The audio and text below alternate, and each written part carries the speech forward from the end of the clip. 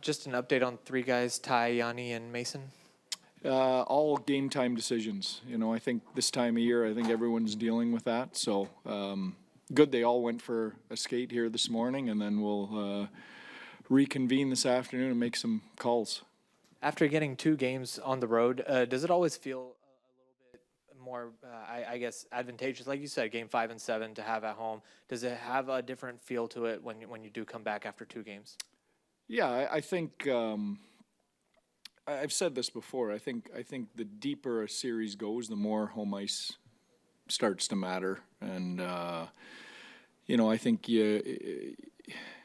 teams get a little worn down, fatigue. The energy in the building is obviously a help at those points for momentum and things like that, and I think that becomes more important as the series goes on. I was just going to ask, on the 2 guys who came in, how much does their performance affect your decision? Like, did you look at Hanley and say, hey, we liked what he did, or for sure? I mean, both the guys did a great job. I mean, both those guys were great in the first round against Minnesota, Kiviranta and Hanley. Both were really tough decisions going out, and both came in and were excellent and did what they had to do. So, every time you're making those calls, they're tough calls, and those guys have made those tough. And then as the series gets to 5 games, you've got travel, especially with Seattle. Both teams are dealing with it. But how are 5, 6, and 7 different than 1, 2, and 3? It just seems like you have to turn around and fly tomorrow, and then whatever fatigue. I don't know if you have to manage it at all. Yeah, I mean, there's some planning, especially with the different start times, right? We're 8:50 tonight, and we're 4 o'clock on Saturday in Seattle. So, there's different planning. I mean, it's essentially with the cross-country flights, they start feeling like back-to-backs almost. Tonight feels almost like a back-to-back. I'm sure Saturday will too. So that's just this time of year.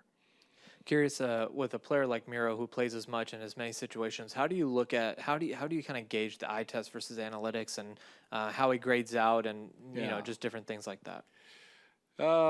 Honestly, I don't even look at the analytics with Miro. I mean, the eye test is enough. I don't need anything more than that. He was outstanding. Why would the analytics say he was poor? Huh? Really? Oh my God.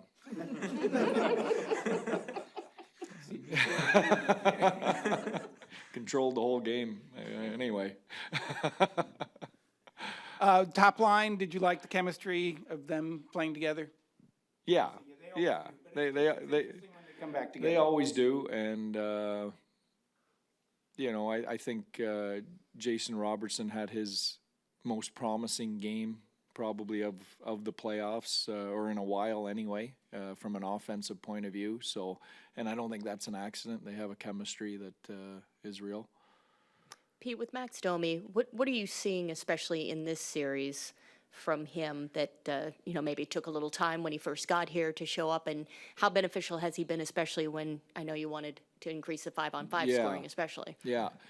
I think anytime you go to a new team, there's always an adjustment period. I think it took Joe Pavelski almost a year.